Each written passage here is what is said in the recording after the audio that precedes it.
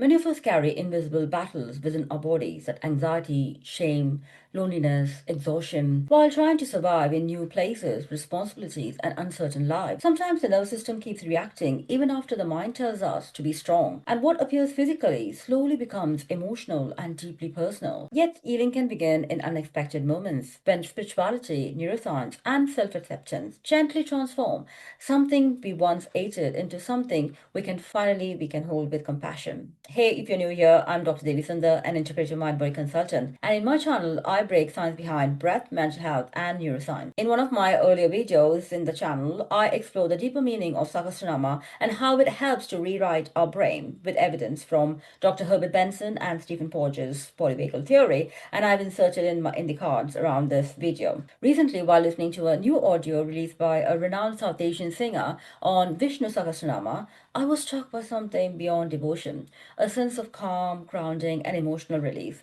It felt both deeply spiritual and unexpectedly therapeutic. What if an ancient Sanskrit chant could calm your nervous system, shift your brain waves, and change your emotional state? For thousands of years, people have chanted Vishnu Sahasranama, the thousand names of Lord Vishnu, for peace, healing, and spiritual liberation. Modern neuroscience and psychology is now beginning to reveal something fascinating about chanting. Chanting may actually reshape your brainwave activity, stress chemistry, attention, emotional regulation, and sense of self itself. So my question here is the Vishnu Sahasranama is just a devotion, or is it also an ancient neuropsychological technology? Today in this video, I explore the deep connection between the brainwaves, neuroscience, psychology, meditation, and the neuroscience of sacred Vishnu Sahasranama. So stay until the end of this video to understand how sound, breath, and nervous system is connected in Vishnu Sahasranama chanting. The chant begins with visualization. In verse 1, Shuklam Baradaram Vishnum, meaning before the mind becomes calm, it first needs an image to anchor attention. Visualizing Vishnu as serene, balanced, luminous, and peaceful. Neuroscience shows visualization activates attention network and emotional regulation systems to gain mental stability. Ancient sages understood this thousands of years ago. Ancient practice meets modern brain science. In verse 2, Yadyam Shurana Nityam Yashapi, meaning daily chanting transforms the mind.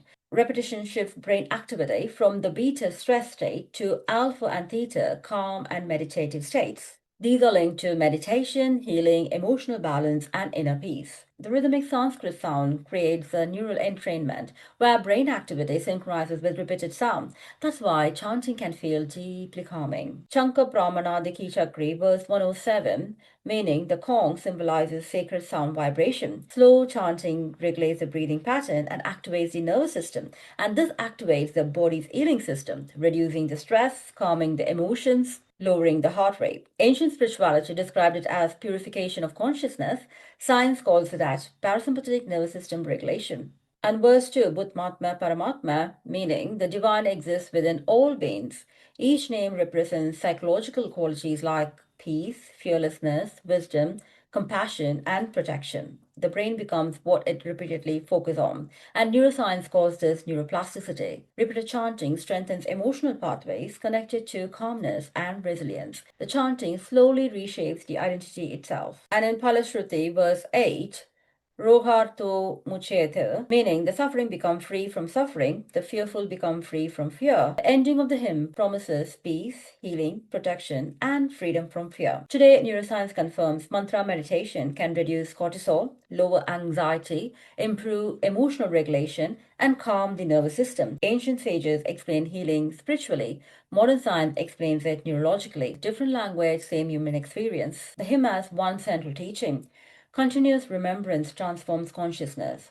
Not occasional spirituality, not temporary motivation, but sustained inner alignment. This is aligned with the neuroscience perspective. Repeated practice reshapes the neural pathways through neuroplasticity. The brain literally rewires according to repeated attention. The Vishnu Sahasranama integrates bhakti, the devotion, jnana, the wisdom, yoga, the discipline practice. It is simultaneously a prayer, meditation, philosophy, emotional therapy, and consciousness training. Vishnu Sahasranama may be one of the world's ancient integrated system of sound therapy, breath regulation, attention training, symbolic psychology, and spiritual neuroscience. The ancient sages encoded rhythm, emotion, symbolism, philosophy, and consciousness exploration into a single sacred chant. Perhaps this is why the hymn continues to transform people even after thousands of years, because it speaks not only to belief but to the deepest architecture of human mind. If this exploration inspired you, like, subscribe, and share. And comment below, have you experienced peace, healing, or transformation through chanting or meditation? Om Namo Narayanaya.